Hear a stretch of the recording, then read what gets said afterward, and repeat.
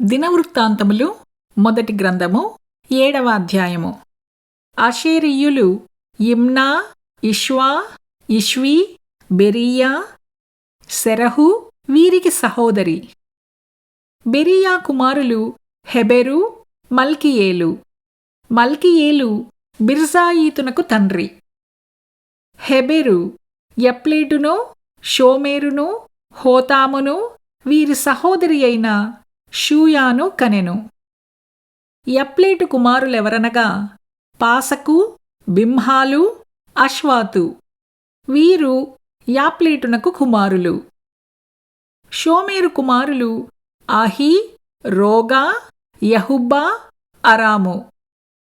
వాని సహోదరుడైన హేలీము కుమారులు జోపహు, ఇమ్నా, షెలేహు, ఆమాలు.